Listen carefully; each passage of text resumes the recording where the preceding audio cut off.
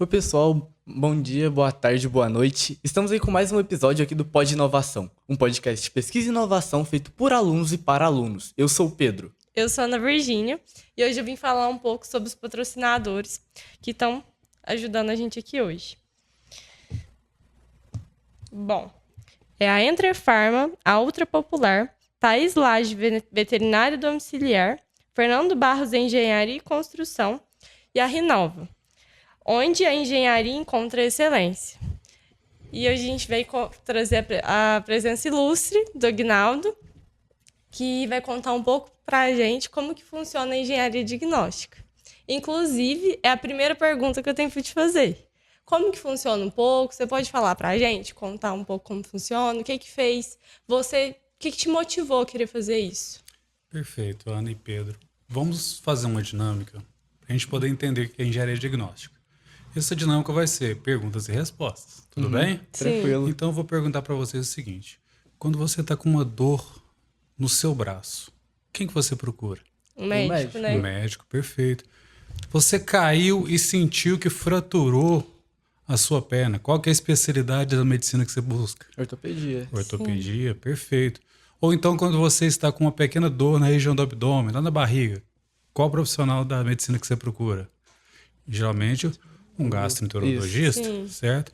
Ou então quando você não está enxergando bem, você procura um oftalmo, perfeito. Então perceba que dentro da medicina existem várias especialidades de acordo com a patologia que você tem, ok? A engenharia diagnóstica é a parte da engenharia civil que estuda as manifestações patológicas. Então é o médico da sua edificação. Entendi. Então tudo que acontece de manifestação patológica dentro da sua edificação ou até mesmo fora dela é o engenheiro diagnóstico que é responsável pelo diagnóstico, pelo prognóstico e pelo tratamento. Tá? Entendi. Agora, o que me motivou a buscar engenharia diagnóstica? Eu sempre gostei muito da área de pesquisa. Então, eu sempre fui muito curioso na minha vida acadêmica. E durante o curso de engenharia civil, eu busquei entender qual área da engenharia civil em que eu pudesse aplicar a pesquisa, buscar a pesquisa, transformar a pesquisa em algo palpável para as pessoas. E foi quando eu fui apresentado por uma grande área chamada engenharia legal. E a engenharia legal ela se divide em engenharia diagnóstica e engenharia de avaliações. Então, a engenharia legal ela busca tanto o estudo das manifestações patológicas, como também questões de valores de imóveis e análise de viabilidade. E aí que eu me apaixonei por essa área, principalmente para engenharia diagnóstica. E por que você selecionou essa parte da engenharia diagnóstica? Porque você comentou que tem 2 tipos. E o que te motivou a escolher esse campo? Perfeito. Bom, na engenharia diagnóstica, a gente pode aplicar investigações. Todo pesquisador, quando você lança-se a uma pergunta, você busca investigar e ir a fundo sobre aquela situação, sobre aquela causa, o que nós chamamos de nexo causal. Então, quando você tem pesquisadores, por exemplo, aqui no IFMG, que buscam as suas pesquisas, eles têm o quê? Um objetivo, um tema a ser buscado. E como eu sempre gostei dessa área de pesquisa, na engenharia diagnóstica nada mais é do que uma investigação sobre o porquê de ter acontecido aquela manifestação patológica. E essas manifestações patológicas, elas ocorrem mais ou menos em qual sentido? Perfeito, Ana. Vamos fazer um exercício de imaginação. Sabe lá quando você está em alguma casa e você vê uma abertura na parede? O pessoal chama de trinca. Dependendo da dimensão, ela recebe outros nomes. Ela pode sair de fissura até uma brecha. Depende do tamanho dessa abertura. Mas vamos supor que seja uma trinca. O que gerou aquela trinca? Porque ela não estava ali. Quando fizeram a casa, ela não estava ali. O que ocasionou essa trinca? E aí começa a investigação. Então você tem vários fatores que podem ter gerado essa trinca. Sim. Podem ser desde uma má qualidade dos produtos utilizados, um erro de execução, ou em casos que nós começamos a deixar um pouco mais complexos, são movimentações de solo, recalque de fundações, recalque da estrutura. Então, dentro dessa parte de engenharia diagnóstica, a gente vai estudando quais são as possíveis causas. Aguinaldo, para que estudar essas causas? para saber qual é o tratamento. Entendi. Entenderam? Então eu posso sair de um simples remoção do revestimento e reaplicação desse revestimento até os temíveis reforços de fundação. Sim. E, assim, qual que você acha que é o perfil, assim, do engenheiro de perícia, de diagnóstico? Perfeito. O engenheiro diagnóstico ele tem que ter um perfil investigativo. Ele tem que gostar de buscar o motivo daquilo ter acontecido. Tá?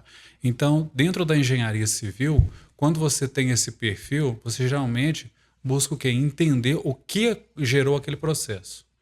Enquanto que outros profissionais da engenharia civil preferem fazer o que fazer para gerar o processo.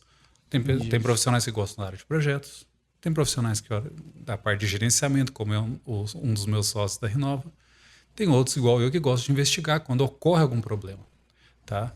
E a engenharia diagnóstico legal dela é que ela não se restringe só na hora que aparece o problema, mas ela também pode prevenir. Então, uma das ferramentas que nós utilizamos, por exemplo, é a auditoria. E o que é essa auditoria? Nós sentamos com a equipe de projetistas e nós vamos, projeto por projeto, analisar se as normas e etapas foram bem conduzidas. Feito o projeto, vamos a campo. O engenheiro diagnóstico é quem acompanha, por exemplo, o controle de qualidade, uma impermeabilização de uma fundação, uma impermeabilização de uma cobertura, a qualidade da aplicação de um revestimento argamassado. Então, a engenharia diagnóstica ela atua antes, durante e após a construção de qualquer edificação. Tá? Então, o perfil tem que ser investigativo, tem que buscar informações. Entendi. E, assim, quando que surgiu esse interesse? Foi já na faculdade que você teve esse interesse por essa área? Olha, eu não conhecia a engenharia diagnóstica. A engenharia legal como um todo, ela é pouco divulgada nos meios acadêmicos. Por quê? Porque ela é uma especificidade da área. E nós sabemos que, infelizmente, os cursos superiores, eles demandam de um corte de carga horária para cumprir N objetivos. Quando eu conheci a engenharia diagnóstica, foi, na verdade, dentro do IFMG. Eu participei de uma pesquisa, de um projeto de pesquisa, onde eu conheci primeiramente a engenharia de avaliações. Depois da engenharia de avaliações, é que eu fui entender que engenharia de avaliações é um ramo da engenharia legal. E aí eu conheci engenharia diagnóstica. Tanto que eu fui colocado diretamente com a engenharia diagnóstica no meu estágio acadêmico e na produção do meu TCC. Entendi. E você sempre pensou em fazer engenharia mesmo? Ou quando, assim, na sua época de ensino médio e tudo, você já teve outras opções? Não, a engenharia civil é a minha segunda graduação. Eu antes eu era formado com uma outra profissão. Tá? Mas eu, quando adolescente, eu sempre fui aquele garoto que adorava criar e montar. Então, um dos episódios engraçados da minha vida que minha mãe sempre brinca comigo é que quando eu era criança, eu peguei um carrinho e desmontei ele todinho. Resultado, o carrinho nunca mais funcionou. Mas disso eu fui despertando. Mas por motivos pessoais, acabei indo para uma outra profissão durante um tempo. E no meio do caminho, o meu sócio, o meu filho mais velho, né, iniciou a engenharia civil. E ele sabia que eu gostava muito da área e falou assim, pô pai, faz também, tá aqui na cidade, é integral, você controla e tudo. Foram anos de batalha, mas tudo deu certo. Então, chegou a vitória. Sim. E, assim, qual que foi um dos casos assim, mais desafiadores assim, que você já enfrentou? Legal. Nós tivemos 2 casos bem desafiadores na engenharia diagnóstica com a Renova. O primeiro foi a recuperação de um muro de contenção. Pessoal conhecido como muro de arrimo. Ele era um muro de 4,5 metros de altura nos fundos da residência. Qual que foi o desafio? Fator 1. Não era um muro de contenção, era simplesmente um muro. Então eles jogaram, imagina, 4,5 metros de altura de um volume de solo sendo segurado. Então ele gerou várias trincas, umas delas chegaram a ser brechas, você conseguia ver do outro lado do muro, olhando pelas aberturas, e gerou um abalamento. Mas qual que foi o desafio? Primeiro desafio, do outro lado desse muro tinha 3 residências de alto padrão. Nossa. Qualquer erro nosso fatalmente ia agredir as residências dos vizinhos. Segundo problema, o espaço nosso de trabalho é extremamente reduzido. Não tinha como a gente simplesmente remover essa quantidade de solo e voltar a ela. E terceiro, o local era íngreme. Então não entrava maquinário. Sim. Então nós tivemos que fazer toda uma logística de fazer o trabalho literalmente braçal para poder remover o solo, recuperar o muro. Na verdade foi feito um outro muro de contenção atrás do existente, fazer todo o processo de drenagem, voltar o solo, compactar e fazer o replantio da grama. Então esse foi dentro da engenharia diagnóstica um dos grandes. O segundo foi um pericial muito interessante. Existe na lei uma questão que a gente chama de lote enclausurado. O que é isso? Imagina que você tem um lote aqui e o seu vizinho tem um lote aqui. E para você acessar o seu lote, você tem que passar dentro do lote do vizinho. Não tem outro caminho. Então, um lote enclausurado. Pela lei, você pode abrir uma passagem para o seu lote ali, Sim. pelo lote do seu vizinho. E nos chegou exatamente esse caso de um lote enclausurado e o vizinho havia aberto uma estrada no meio do lote do nosso cliente e contestando, pedindo para não mexer nessa estrada e tudo. E aí nós falamos assim, mas espera aí, primeiro temos que ver se esse lote está enclausurado. Então, a pessoa que abriu essa estrada falou que essa estrada já existia há muitos anos. E que ela sempre esteve ali, só abriu, que acessava o terreno dele há anos, há mais de 20 anos. Então, qual que foi o primeiro? Saber se o lote era enclausurado ou não. Nós descobrimos que não, por análise via satélite e georreferenciamento. E quando nós fizemos georreferenciamento dessa estrada existente e colocamos em confronto com imagens históricas, nós vimos que a estrada não existia. Entendi. Então ele abriu numa faixa de tempo, não foi agora, mas que não era de 25 anos atrás. Sim. E aí esse laudo de perícia extrajudicial acabou tirando uma liminar que estava autorizando a abrir a estrada. Então, impediu. Então foi outro caso muito interessante. E ainda nesse campo de dificuldades que vocês têm, quais são as maiores dificuldades que vocês têm no dia a dia? Assim, para poder lidar com isso tudo também, no geral. Bom, Ana, isso depende do que nós vamos fazer. Vou dar alguns exemplos. Uma das ferramentas que nós utilizamos, por exemplo, é a vistoria cautelar de vizinhança. Vocês conseguem colocar na imagem uma imagem de internet simples, só para vocês entenderem o que seria essa vistoria e qual que é a nossa dificuldade, tá? Produção.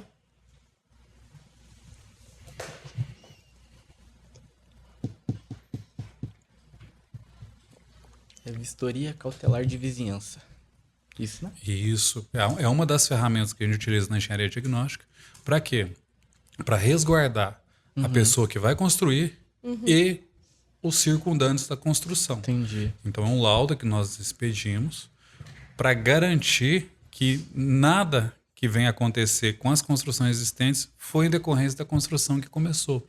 Então ela pode ser solicitada tanto por quem vai construir quanto pelo vizinho de uma construção. Para ter toda uma garantia, Para ter né? toda uma garantia. Olha que legal dessa imagem aqui. Então nós temos aqui, ó, os vizinhos circundando aonde será uma nova obra. Então nós vamos em cada uma dessas residências, nas ruas que circundam a obra, buscando o quê? Manifestações patológicas, estado de conservação, estado de qualidade de materiais, fazendo toda uma vistoria visual dos imóveis que vão circundar essa construção. Entendi. Para o dono da construção é bom, porque cada um desses imóveis pode sofrer algum abalo. Mas e se ele já tinha aquela manifestação patológica? Por exemplo, se o piso dele já estava trincado e falou que foi por causa da construção, quem me garante que foi a construção ou não? O laudo garante. Entendi. O laudo de vistoria. E cada um desses vizinhos, quando começa, pode fazer da sua própria casa e resguardar. Falar assim, olha, não existia esse problema. Depois que você começou a construir, o problema apareceu. Está aqui o laudo para provar. E assim, como é lidar com esses vizinhos? Esse é uma das dificuldades da vistoria cautelar de vizinhança. Por quê? Quando você fala que vai entrar na casa de alguém, fala assim, olha, eu preciso vistoriar a tua casa. A pessoa assusta. É. Tá? Por quê? Porque ela desconhece essas características. E aí você tem que explicar para a pessoa, olha, é uma vistoria, isso visa resguardar não só o meu cliente, como você também, tá? E essa vistoria ela vai servir como ferramenta para possíveis danos que sua residência venha a sofrer, tá? Então, esse é o primeiro problema. Segundo problema, a pessoa não quer deixar a gente entrar. Fica com medo, às não vezes. quero que você entre na minha casa, eu não quero... Tudo bem, ela tem esse total direito de falar que não quer que entre. E aí nós temos que criar meios, por exemplo, que nós utilizamos para provar que nós estivemos lá, nós queríamos fazer o trabalho e não foi permitido. Se você chegar, às vezes, com um documento, então assina que eu não posso entrar na sua casa. Não vou assinar nada. Só que aí a gente manda carta registrada e cria vários meios para provar, pessoal, nós queríamos entrar lá, mas a pessoa não deixou. Como a pessoa não deixou, quem me garante que esse problema foi a construção? Para provar também que a pessoa e que vocês são uma empresa séria, que muitas vezes as pessoas fazem isso em forma de golpes, né? Exato, perfeitamente. Então esse é um exemplo. Vamos pegar um outro exemplo aqui. Procura para mim sinistro em muro de arrimo. Pra vocês entenderem uma outra das nossas dificuldades. Tá? Ou rompimento de muro de arrimo. Pra gente poder entender. Porque aí vocês vão ver uma dificuldade que acontece que na maioria das vezes nós, em alguns casos, né, não na maioria, mas em alguns casos nós temos que ir até com um aporte policial. Sério? Ô, louco. Porque a gente está lidando com alguma coisa que aconteceu que gerou um prejuízo. Entendi. Né? Então as pessoas ficam à flor da pele, nervosas e tudo. E já teve algum caso assim que você teve que levar a parte policial? Não, nunca tive nenhum caso que eu tive que solicitar escolta. Tá? E geralmente acontece isso quando... Aí. Parabéns a eles. Então, nunca aconteceu, mas geralmente acontece quando nós somos nomeados pelo juízo. E aí nós vamos entender um pouquinho sobre o que é ser perito e o que é ser assistente judicial. Entendi. Existe uma diferençazinha. Agora, olha para você ver essa estrutura aqui. Você teve todo um deslizamento de solo, tá? E, por consequência, a queda de uma possível edificação, tá? Qual que é o problema que nós enfrentamos aqui? Primeiro, o acesso. Então, geralmente o acesso a esses locais são acessos perigosos. Você acabou de ter um deslizamento de solo. Então, você tem que ir com um aparato de segurança. Entendi. Tá? Segundo problema, esses vizinhos aqui começam a ficar estressados. E com razão, porque teve um deslizamento aqui do lado da minha casa. Então eles começam a te falar: minha casa vai cair? Será que minha casa vai cair? Não tem nada para fazer? A culpa é de quê? E isso vai gerando um certo estresse nas pessoas. Então a gente tem que tomar muito cuidado com o que a gente fala nesse local. Entendi. Para que a pessoa não tome o partido. Porque se eu, por exemplo, num local desse, falar assim: não, o problema aqui foi problema da prefeitura. Amanhã esse vizinho tá batendo na porta da prefeitura. Entendi. E eles não têm nada a ver com esse caso. Entendeu? Então é uma das dificuldades que nós temos também. Sim. E nesses casos, o que pode causar isso? Num caso Deslizamento, específico, difícil saber. Né? Difícil a gente poder falar assim só através de uma imagem. Sim. Tá? Eu vou te dar um exemplo de uma edificação que nós cuidamos da parte de auditoria de legalização. Essa edificação ela já existe há mais de 15 anos, só que ela foi solicitar o habite, a prefeitura negou, falando que a edificação não estava adequada de acordo com o Código de Obras. Perfeito, então nós fomos ao local. Num primeiro instante, no local, nós pensávamos que o pedido da prefeitura era legal, falamos, não, realmente a edificação está irregular. Só que depois, numa análise mais profunda, aí nós vamos ver que o loteamento foi marcado em 1986. Que tecnologia que a gente tinha para poder fazer a divisão de um lote naquela época?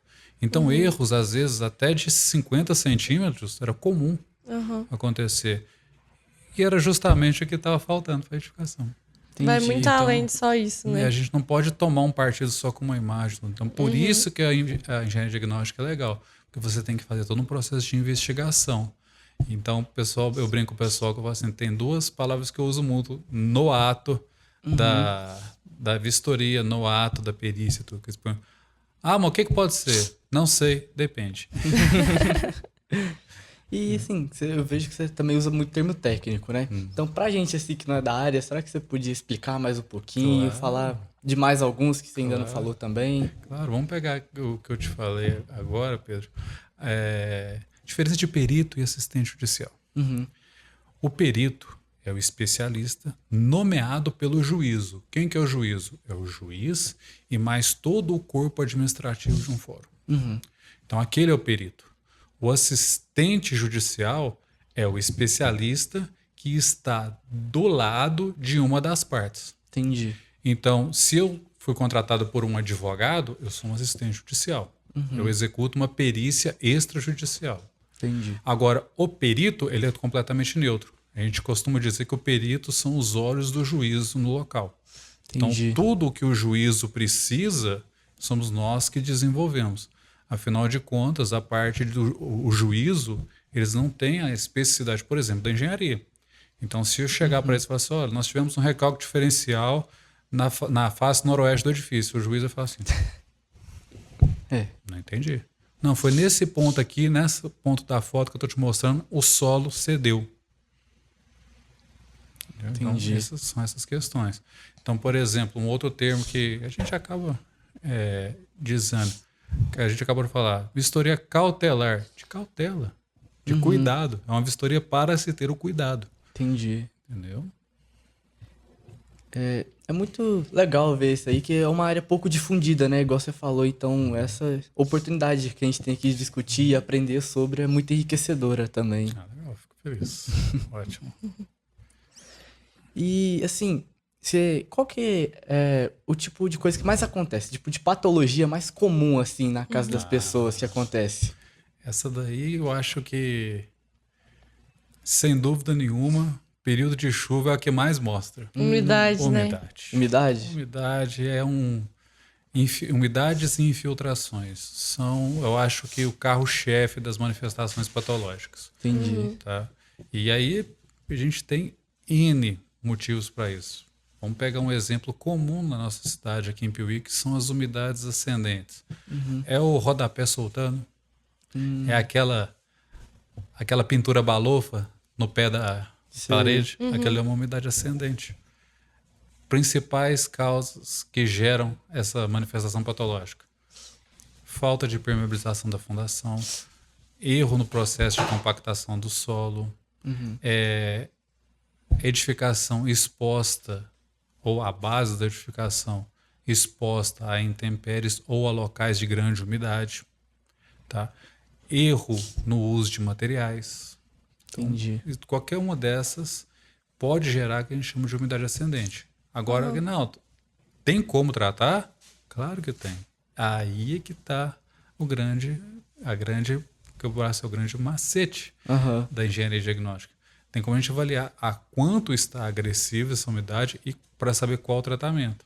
Em alguns casos, a simples remoção do revestimento argamassado, do reboco, né, do embolso do reboco, e o tratamento com um impermeabilizante à base de polímero já resolve. Em alguns casos, a gente tem que escavar até a base e permeabilizar ela de novo. Aí dá trabalho, hein? Aí dá trabalho. E no caso, assim, de trinca, às vezes a gente pensa, é uma coisa pequena, não vai afetar muito. Mas às vezes a coisa é muito mais embaixo, né? E como que você pode tratar isso? Como que você vê que isso vai ser prejudicial? Ótimo. Existe um processo que a gente chama de monitoramento de aberturas. Tá? Nós temos vários ensaios que nós utilizamos. Desde um simples ensaio de acompanhamento de movimentação através do que nós chamamos de selos de gesso. Eu acho até que consegue trazer da internet também selo de gesso para trincas. E aí vocês vão ver o que é o selo. Até mesmo acompanhamento através de lâminas de vidro. Qual que é o grande lance? Quando eu coloco um destes selos, eu quero observar como que está a movimentação daquela abertura. Se ela está passiva ou se ela está ativa. O que é ativa? Ela ainda está aumentando. Ela está passiva? Não, ela parou. Para cada um deles, nós temos um tratamento específico, tá? Então, vamos pegar uma trinca que ela está ativa, né? Então, ela começou com uma fissura, ela passou a trinca, ela foi a brecha e foi só aumentando. Entendi. E aí a gente começa a analisar, será que isso está na estrutura ou está na fundação? E aí a gente começa a trabalhar com, por exemplo, medidas de ângulos de inclinação da estrutura, medidas de aprofundamento da fundação. Entendi. Quando é na estrutura, a gente analisa, faz uma modelagem daquela estrutura, ou seja, aí a gente entra dentro da estrutura. A gente, através de ensaios, nós fazemos todo um escaneamento para saber onde é que estão os pilares, vigas, dimensões do aço utilizado, espessura do concreto, resistência aparente do concreto, para a gente fazer o quê? A gente literalmente faz o projeto estrutural dela todinho de novo para saber onde é que teve o erro. Encontrado o erro, a gente executa o reforço. Tá? Entendi. Agora, quando é para fundação, aí a história é bem diferente, porque aí você tem que escavar o local, fazer os escoramentos, Nossa, aí dá... e entender qual que é o tipo de fundação, solicitar uma sondagem de solo para poder entender qual que é o melhor reforço daquela fundação. E em qual momento, assim, a engenharia diagnóstica se encontra na obra? Por exemplo, ela seria uma coisa depois ou tratando? Durante todo o processo. Todo o processo. É como a gente conversou. Eu posso ter numa auditoria, sentando com projetistas, para estabelecer o quê? Quais normas foram seguidas, se foram completamente seguidas, quais as qualidades que foram solicitadas pelo cliente. Durante a execução, fazendo controle de qualidade, fazendo controle de execução. Tá? Um exemplo que a diagnóstica faz muito, muito bem. Exame de qualidade de concreto. Saber qual que é a resistência do concreto. Então, a engenharia diagnóstica vai lá, solicita corpos de prova de concreto, faz todo o tratamento, realiza os testes de compressão para saber qual é a resistência do concreto. Tá? Para o quê? Para garantir a qualidade. Num pós, ela trabalha em duas maneiras. Uma, nas inspeções, que é o quê? Garantindo a longevidade da edificação, ou na parte corretiva. Vamos pegar a parte de inspeções, por exemplo. Se você hoje pintou a sua casa, essa tinta não é eterna. Então ela tem um prazo em que tem que ser o quê? Recuperada, ela tem que ser repintada. Quanto tempo? Depende. E aí o engenheiro diagnóstico vai procurar as linhas de produto para saber de quanto em quanto tempo, qual que é o tipo de tinta utilizado, qual que é o lote, tudo mais. E assim, você pode atuar no âmbito forense, assim, investigação e tal, ou não? Sim, a perícia é justamente esse o objetivo, é o âmbito forense. Entendi. É a busca do nexo causal, ou seja, o que gerou aquilo. Entendi. Tá? O porquê daquele conflito. Entendi. Então, assim, por exemplo, nós temos aí casos recentes de rupturas de ponte, tudo. Então, é o engenheiro civil perito, ou seja, conhece a parte de engenharia diagnóstica de estruturas, que vai ao local para poder entender o que pode ter acontecido. Entendi. E aí ele faz todo o processo reverso. Então, existia uma ponte, no caso recente no Brasil, né, que ela caiu. Por que ela caiu? E aí tem que fazer um processo reverso. A ponte existia, como é que ela foi construída, o que foi feito, compreendeu? Entendi. Para poder entender o que aconteceu até cair. Porque assim, as estruturas simplesmente não caem. Elas têm um motivo. Sim. E geralmente você trabalha mais assim com as casas mesmo? Ou seria com pontes, essas partes A maior demanda maiores? que a Renova Engenharia tem é na parte de edificações residenciais. Mas nós temos alguns casos de estruturas industriais, principalmente estruturas metálicas. Tá? Ainda não fomos acionados para a parte de grandes estruturas, como pontes e barragens. Sim. Tá? E assim, você acha que qual que é a melhor dica para você pode dar para que alguém que está dentro da engenharia civil ou que pensa em entrar na área da engenharia civil também? Bom, vamos pensar no aluno da engenharia civil, que a engenharia diagnóstica é legal. A primeira dica que eu dou, conhecimento. Por quê? Porque o engenheiro diagnóstico, ele tem que ter uma base de conhecimento muito boa. Entendi. Porque é essa base que vai dar a fundamentação dos seus laudos. Então, eu sempre aconselho o pessoal a começar tudo do básico. Comece com pequenas vistorias, onde você tem só uma constatação visual. Tá? Tá seguro com vistorias? Já fiz vistoria cautelar, já fiz vistoria de entrega, já fiz vistoria de recebimento, que são 2 vistorias que o pessoal também não conhece tanto. Que é quando você compra o imóvel, o que te garante que aquele imóvel está em boas condições? Sim. O vendedor te garante? Então, o engenheiro diagnóstico ele vai fazer o quê? Uma vistoria de recebimento do imóvel. E ali ele vai constatar várias situações. Ou a incorporadora quer que nós entregamos o imóvel. Então, nós fazemos uma vistoria de entrega de imóvel. Entendi. Inclusive relatando possíveis problemas que o imóvel já tenha, para que incorporadora e proprietário entrem num acordo. Então, dominou vistoria, tá legal? Não, tudo bem, galera. Parte para inspeções. O que é inspeções? Eu olho e eu já começo a observar algumas manifestações, mas eu não sei o que é. Entendi. Ah, ali tem uma mancha na parede. Ponto. Na vistoria eu só falo assim, ali tem alguma coisa na parede. Não, ali tem uma mancha. Então a inspeção, você vai aprofundando dentro da área de engenharia diagnóstica.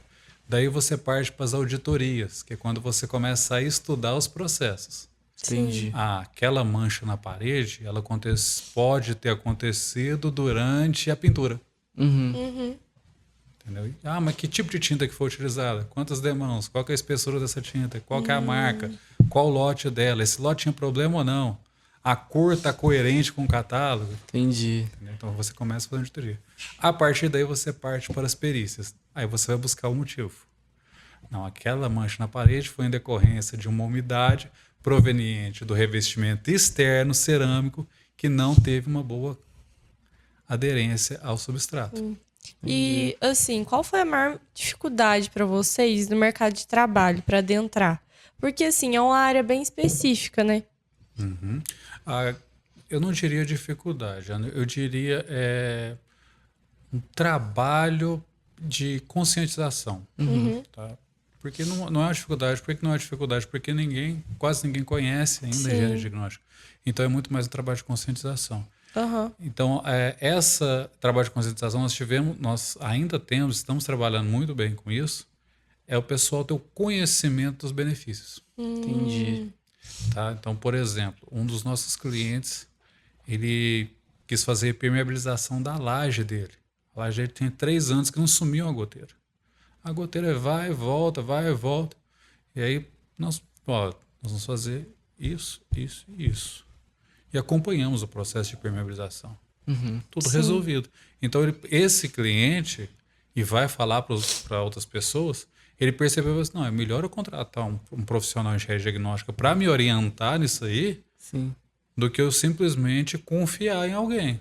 Porque a gente fez o projeto de permeabilização, quantas demãos, como é que tinha que ser feito, qual o produto a ser utilizado, a característica do produto, o que não poderia ocorrer durante o processo. Entendi. Porque aí fica tudo com o máximo de qualidade possível. E, assim, também, essa parte que você falou, né, da conscientização das pessoas, não é nada fácil, né? Tipo assim, ainda mais aqui, que é uma cidade bem pequena e tal, né? Eu acho que a questão não é facilidade. Eu acho que a questão é a pessoa compreender a necessidade. Entendi. Tá?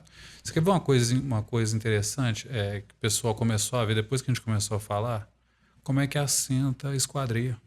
O pessoal não sabia. Então, assim, aquela infiltração no cantinho da janela que toda casa tem. Ah, mas por que tem isso? Assim, aquilo ali é um erro. Primeiro, não tem o caimento adequado da pingadeira. Então, tem como você medir esse ângulo e saber. A pingadeira não tem um chanfro específico na parte inferior dele, que é para fazer a água não voltar na parede sem ser lançada para fora. E se você usa a esquadria de alumínio, a parte de vedação era utilizada de forma errada. Entendi. Então, só da gente ter conversado com as pessoas, parou o problema. E aí eles começaram a valorizar. Entendeu? E essa questão também de empreender na área de engenharia civil, como que é, assim? Você pode falar um pouco das dificuldades, assim, dos trabalhos, assim, árduos que vocês tiveram? Empreender é uma arte, né? Empreender, você tem que estar entregue aquela sua causa, o seu empreendimento. Então, dificuldade o tempo todo, né? Desde a parte de conscientização, a parte mesmo de obtenção de insumos. Sim. Então, nós vamos sair da dificuldade que tem de planejar para comprar um equipamento, até mesmo você mostrar para as pessoas a importância de um laudo. Entendi. Porque a pessoa olha e fala assim, mas você só vai me entregar esse negócio por escrito? Eu não estou te entregando nada por escrito, não. Estou te entregando um documento que comprova o estado real e atual da sua edificação. Sim. Entendi. A partir de agora, você tem uma certidão te atestando como é que ele está. Então, esse trabalho também é da parte de empreendedorismo. Tá? Só que eu sempre falo para o pessoal, gente, você tem duas opções quando você se lança na carreira profissional. Ou você é autor do processo, ou você participa do processo. Se você quer ser autor dos processos, não tem como, você tem que empreender. Entendi. Se você quer participar, você já busca alguém que está empreendendo e segue a mesma linha com ele. Entendi. E geralmente, assim, tem uma fundação específica, um tipo de obra específico que dá mais problemas? Que, assim, vocês têm que ir lá... Ah, tem a obra que não tem projeto. É que mais dá problema, porque a gente não sabe o que aconteceu. Então, o que mais dá problema hoje dentro da construção civil é falta de planejamento. Então, dentro da Renova, a gente tem isso cravado na essência da empresa. Não existe obra sem um planejamento. E o planejamento, ele começa, não é na hora que você vai executar a obra, começa meses antes, com a fase de projetos, a fase de estudos preliminares. Tá? Então, por exemplo, uma das coisas que a gente faz dentro da engenharia, já na parte de engenharia de avaliações, tá? É a análise de viabilidade. Será que o que você quer construir vale a pena você fazer isso? Economicamente falando? Então, até hoje, a empresa ela fez 8 análises de viabilidade. 3 delas nós falamos para o dono, não faça isso. Você vai perder dinheiro. Então, nessa análise de viabilidade, a gente já é aí que começa a provável solução de problemas. Porque se aquela pessoa constrói e não vende, ela já não tem... Tudo bem, ela não tem uma manifestação patológica, mas ela tem um problema para ela já com aquela construção. Entendi. Tá? Então, toda essa parte de planejamento é fundamental para a saúde, tanto do financeira, quanto da própria edificação. Sim. Tá? E aí que a gente tem essa... Quando você me pergunta assim, qual que dá mais problema, eu falo assim, que não tem planejamento. E, assim, qual que é o melhor conselho que você daria para os jovens? Que não só para a área da engenharia civil, mas no geral, assim. Qual que você acha que foi a melhor lição que você já aprendeu? Olha, vamos pensar de uma forma geral, como você me pediu? Deem valor para as disciplinas de base. Entendi. Por quê? Quando você se lança num curso superior, não importa qual curso superior que vocês escolham, tá? Se você não dá atenção às disciplinas de base e fica preocupado só lá com as disciplinas específicas, você não aproveita o que a disciplina de base te dá. Então, por exemplo, na engenharia diagnóstica, se você não tiver uma questão de análise de lógica, você não consegue desenvolver o processo de investigação. Entendi. E lá na engenharia, quem que te ensina lógica? Cálculo 1, álgebra, física 1, que são disciplinas de base. Dentro da engenharia diagnóstica, quando você olha, por exemplo, alguma manifestação patológica no concreto, carbonatação do concreto, que gera possíveis corrosões na armadura, é um colapso, a estrutura quebra toda. O que gerou essa carbonatação? Se você não conhecer química básica, você não vai entender. Entendi. E na faculdade, assim, qual foi a matéria ou a parte da faculdade que te deixou mais apreensivo ou com dificuldade? Tá. Foi no início da faculdade. As disciplinas de base. Por quê? Quando você pega disciplinas de base, elas estão te querendo te formar. Então, elas estão dando a sustentação porque vai vir. Sim. Tá? E, normalmente, essas disciplinas elas são de um cunho extremamente intelectual. Então, você tem que estar ali o tempo todo. É exercício, exercício, exercício. É pensar o tempo todo, escrever, escrever. Entendi. Isso é exaustivo. Então, a minha dificuldade foi nos 2 primeiros anos de faculdade, nas disciplinas de base. Tá? Não pela dificuldade das disciplinas, mas por uma quebra que a gente tem no processo de ensino, porque você é lançado em disciplinas que te exigem muito, tanto a nível de raciocínio quanto a nível de braçal mesmo, fazer Entendi. exercício. Sim. Eu costumo dizer para gente, ninguém aprende cálculo olhando vídeo da internet. Tem que pôr o caderno e gastar borracha mesmo. Uma outra disciplina também que eu achei fantástico, mas que exigiu muito, mecânica de solos. Mecânica de solos é extremamente difícil, mas Sim. depois que você pega o jeito dela, ela passa a ser prazeroso. Você olhar, Entendi. entendeu? E bom, agora que a gente já tá encaminhando pro finalzinho aqui do episódio, a gente quer te agradecer mais uma vez por Sim. ter disponibilizado um pouco da sua agenda, que a gente sabe que é bem apertada Isso é para um estar aqui prazer. com a gente. E muito obrigado. É um prazer, fico grato e fico à disposição de vocês sempre que Sim. precisarem. Bom, gente, muito obrigada por assistir o episódio e contamos com a participação de vocês novamente. Ok, obrigado.